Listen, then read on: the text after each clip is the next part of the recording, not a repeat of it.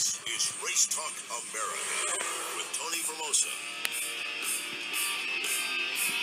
From Nashville, Tennessee, all the way down to McCalla, Alabama, and all points in between. It's Race Talk America here on 104.5 The Zone.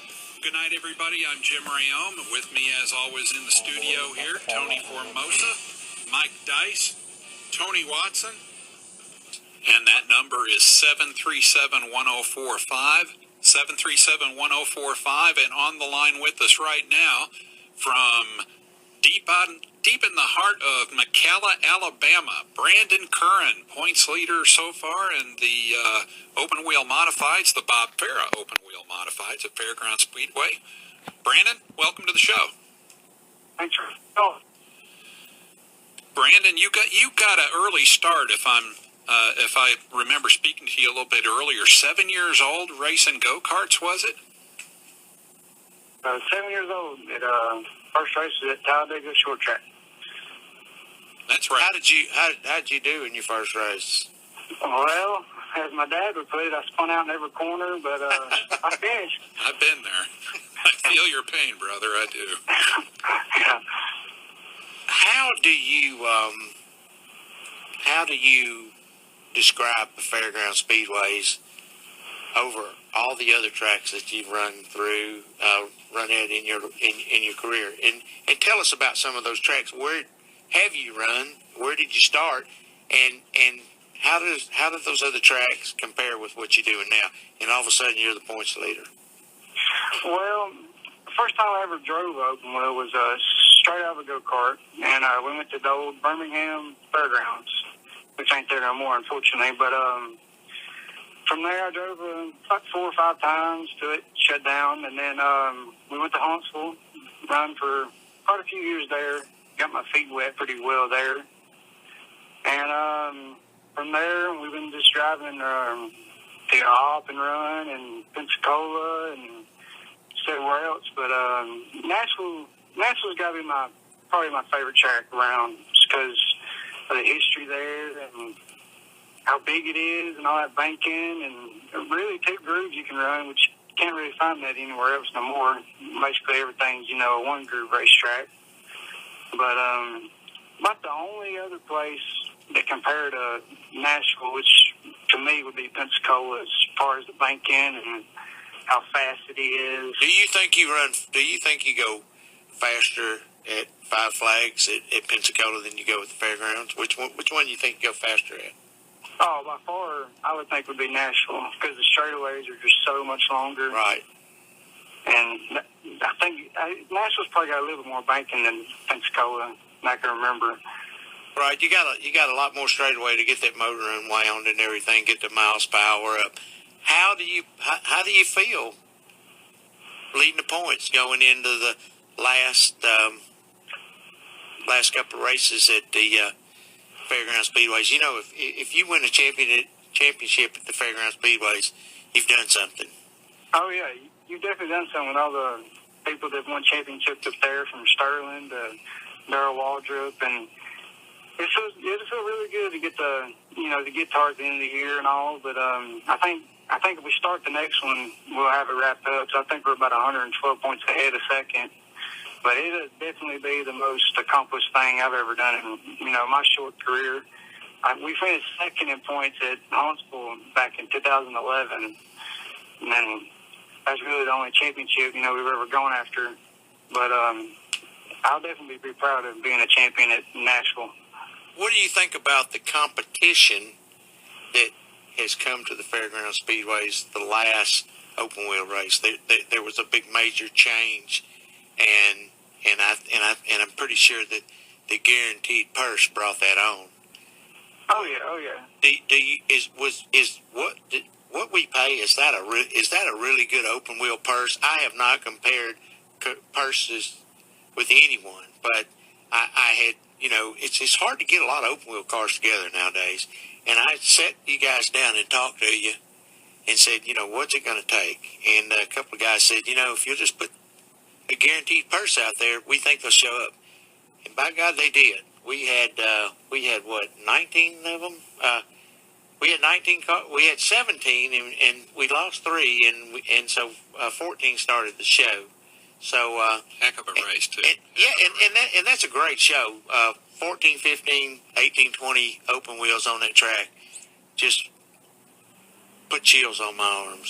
Just I mean, it's a sight with all that power. It's a sight. I got to know something, Brandon, and Tony, you might want to chime in on this too. The NASCAR Whelen Modified Series runs really, really big, sticky tires on their cars, and they can drive just about anywhere on any racetrack they run on. How do our cars compare to those, if you look at the two of them? Let Jeff answer that. Well, I think they run about maybe like a 14-inch tire, 12, something like that. And they run probably about the same horsepower, maybe a little bit more than we got. But with these, we run 8-inch tires, and by probably about like 6 or 8 in, you're all over the place, spinning the tires. It's a workout. It's a handful. It's a challenge. That's what I was wondering. It looks like those cars are a handful sometimes. They are. Oh, yeah. They definitely are. I know the 2 races I've won at the Fairgrounds this year, by probably about 10 laps in, I've dirt tracking off the corner and all, but it's fun. I've talked to a bunch of late model guys, and they just drove open wheel, like Bubba Pollard and Augie Grill, and they tell me open wheel is more fun to drive than a late model. I'll second that. I had an open wheel a few years ago, and I wish I had gotten one a long time ago, but I ran about 3 or 4 times at the Fairgrounds, and my best finish was second.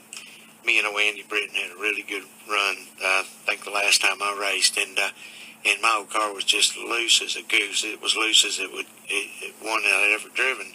And it is a challenge to have unlimited horsepower with 8-inch tires and wheels. And you guys are running a lot better tire than we ran back 3 or 4 years ago. So I had a ton of fun. I mean, it was just an automatic challenge for a driver to sit in something like that and go that fast with other cars around you. You just really got to feather them. And right now we've got our current points leader on the line with us in the gentleman that's leading the open wheel modified division. And before we let him go, I want to ask him a question. What would you like to see change in your division if you could change anything you wanted to change? What would you like to see change in the open wheel modifieds? Well, as far as the rules and all, they're great. They don't need to be touched or nothing. But I think just to get more cars, maybe like the last race, having a set purse. I think everybody kind of likes that. That I've talked to, personally and all. But like I said, I hope next time we have 20 of them on the 5th. That'd be really, really good. And put on a show for the fans. And I just thank you for giving us a place to race. Well, and I'd like to especially thank you guys for coming up and running with us.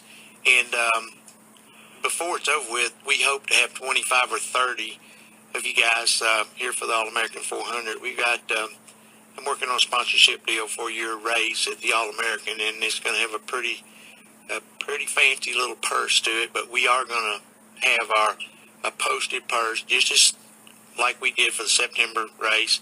We're going to have that for the October race, and then probably going to be a bigger purse for the All-American 400. So good luck, hang in there, and hope to see you on the stage in January. When is it, Mike? January 4th. January 4th at the at our awards banquet. We hope to see you on the stage and hand you one of those guitars. Oh, yeah. Well, I look forward to getting it. And like I say, I want to thank my family for helping me out each race. It's basically, a family deal here. It's just me and my dad, my sister, my mom, my girlfriend, and my granddad. That's about it. It helps me at the track. And just thank everybody that's helped me through my career. I think Billy Melvin, he's helped me just about any way he can. And that's about it. We look forward for seeing y'all on the 5th. We appreciate you being on the show and appreciate you racing with us. Good luck to you, buddy. All right, thank you. See you. Bye. That fellow right there's got a lot of talent, and he's right. You know, his whole family. You see his girlfriend, his sister. It's a family deal, and all of them participate in working on the car with him. So it looks like they're having a good time, man. This seems to be one of those cases where the good guys are going to win, and that's really cool. A family operation like that, they don't have any sponsors on the side of that. No, but they keep their nose clean, and he messed up and got in the wall. I think first race of the year, and I believe he was leading the race when it happened, and tagged the back straightaway wall pretty good. But great bunch of people, and we're glad to have them as part of our staff.